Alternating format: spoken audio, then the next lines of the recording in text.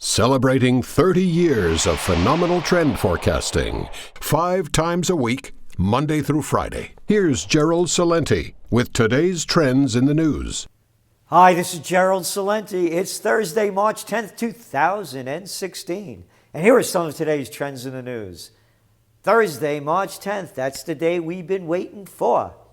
What was Mario Draghi, head of the European Central Bank, going to do after, you may recall, being at Davos back in January, promising after the biggest hedge fund operator, Ray Dalio of Bridgewater Associates, called for more stimulus, and Mario said, "Whew, you wait until March, and we're going to do it for you." So what happened? Well, before that happened, over there in Asia, happened in the opposite way last night. Shanghai was up, and then it went down over 2%. Nikkei up a little bit, and Hang Seng hanging out just about equal. And then in Europe, in anticipation of Mario Draghi's stimulus measures and negative interest rate policy, the markets are up. And then they announced it.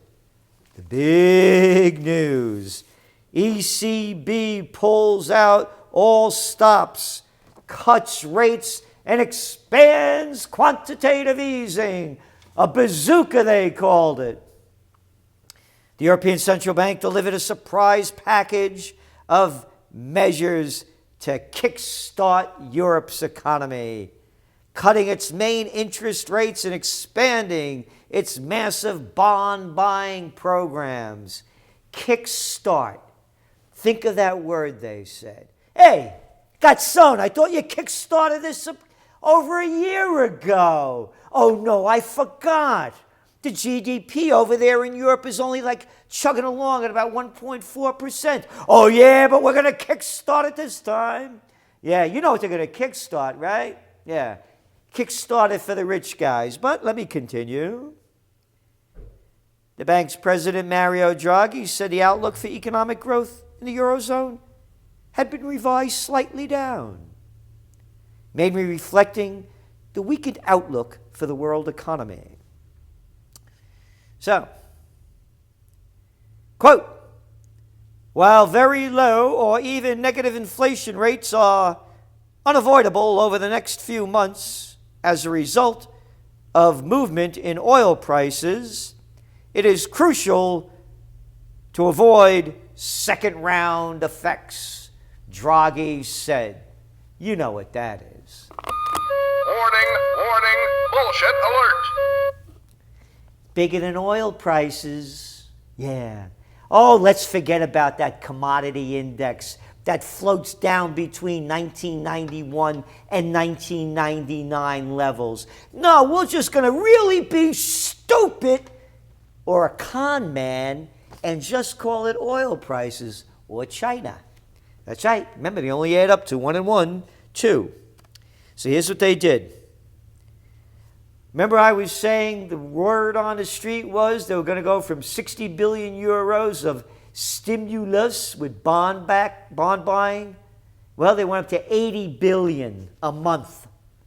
That's right. And check it out. They're going to buy corporate bonds. Yeah, capitalism, huh? Fascism. The merger of state and corporate powers. Yep. The ECB will add corporate bonds to its assets it can buy, specifically investment-grade, euro-denominated bonds issued by non-bank corporations. Draghi, yeah. He said it would reinforce the momentum of the Eurozone's economic recovery. They get away with this crap. There is no economic recovery. The data proves it.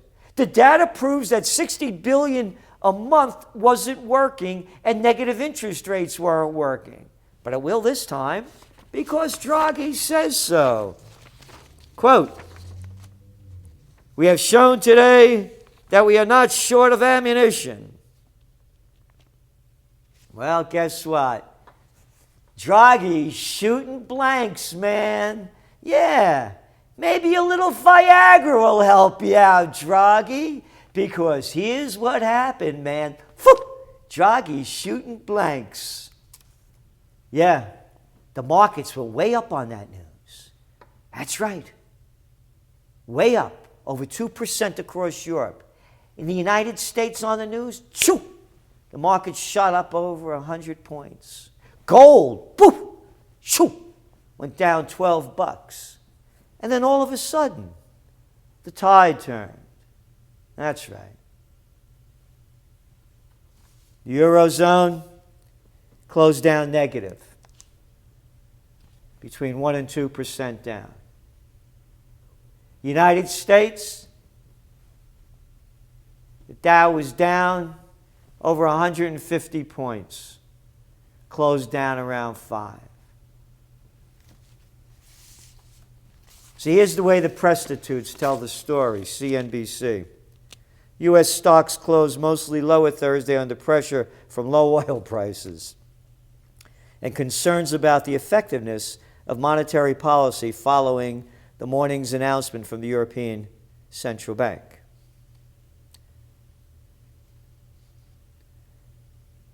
So there we are. And you know why they're saying it? Because Draghi hinted that there might not be any further cuts. Now let's get this straight. They're deep in negative interest rate territory. What difference would it make if they went a little deeper? Because it's not working. Gold climbs as euro rebounds on ECB comments. That's right. Gold went up today almost 1.5%, closing at around $12.70.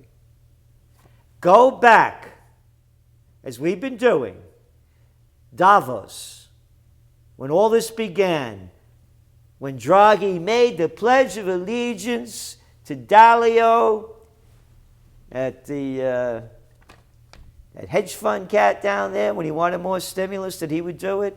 And then the next week, same cat at Davos, was at Davos, the head of the Bank of Japan.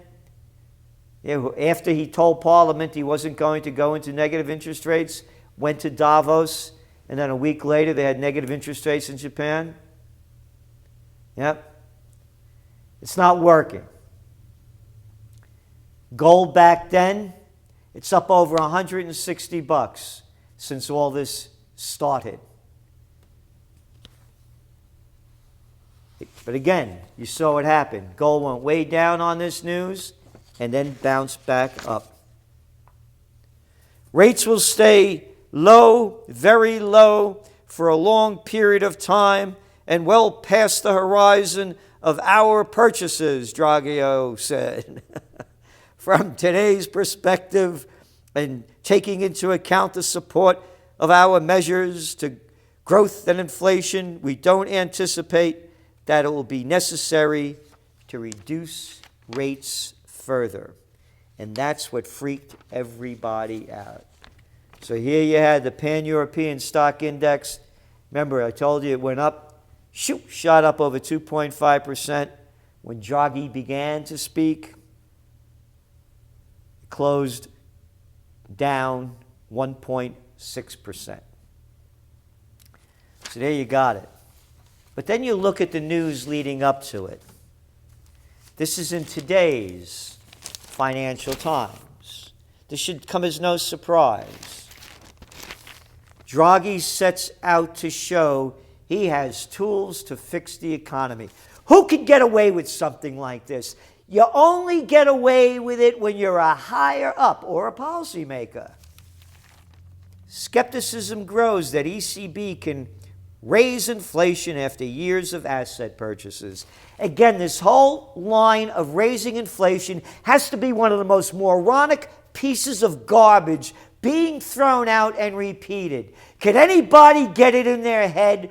The reason everything is deflating is because there's another word that goes with that. It's called depression. There's a depression in pricing because there's too much supply, not enough demand, and all the dough in the hands of the very few. As we well know, 1% owns more wealth than half the world's population combined. Have gone over these numbers over and over. So this thing about boosting inflation is a lie.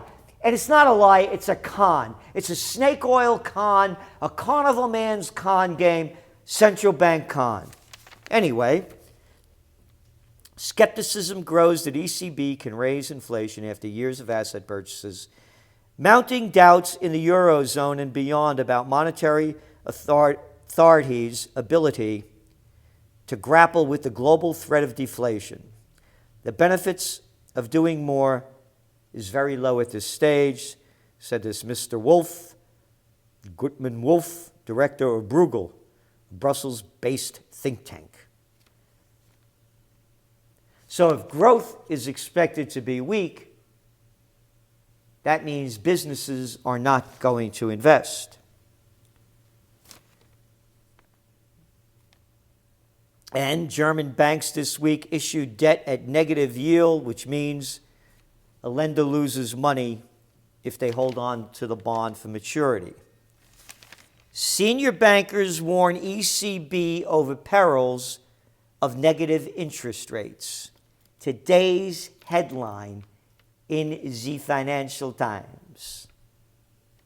Alerts sounded ahead of expected further cut. Leaders feel crippling effect on profits. Commercial bank executives are alarmed by the crippling effects on profits of negative interest rates, which they cannot pass on to customers, adding to concerns about the fragility of the financial stability in some parts of the Eurozone. The head of the Austria's Erste Bank said another cut could encourage financial bubbles, hurt economic growth, and create social disparity by penalizing savers. That's right. Penalizing savers. It's a war against savers. But low rates are the name of the game. Over there in New Zealand, the benchmark index was up 0.5% after the Reserve Bank of New Zealand surprised markets this morning with an interest rate cut. The central bank reduced its official cash rate by 25 basis points to 2.25%. Wow, 2.25%. You better lower them down to zero. What's the matter with you guys? So here we go. You know, as TrendsJournal subscribers, you could go way back to when all this began. Again, yesterday was the anniversary of the bottom of the S&P and the Dow, when it moved up because of quantitative easing and zero interest rate policies. And we wrote in a trend alert and in the Trends journals, this was a cover-up, not a recovery. We called it monetary meth, and that's all it is. But now it's even come out of a Federal Reserve Bank president's mouth. Just 2 months ago, former Fed President Dick Fisher admitted that, quote, the Fed front-loaded an enormous market rally in order to create a wealth effect. Okay? As we've been saying, 95% of the dough went to 1%, the wealth effect, since 2009. Yesterday, he's on CNBC, and here's what he said. We injected cocaine and heroin into the system, end quote, to enable a wealth effect. And, quote, now we are maintaining it with Ritalin. Fisher also confirmed his previous warning that, quote, the Fed is a giant weapon that has no ammunition left. No ammunition left? Shooting blanks? Hey, you're on Ritalin? How about some Viagra?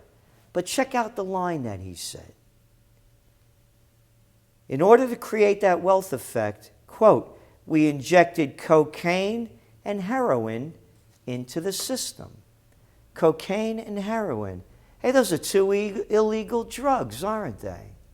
That's right. The banksters, the bankster bandits, injected illegal drugs into the system to keep their money junkies high, man. That's all they are. Arrogant money junkies with a bad attitude, creating nothing but loads of wealth for themselves as they screw we the people. This is Gerald Celente, and that's some of today's trends in the news.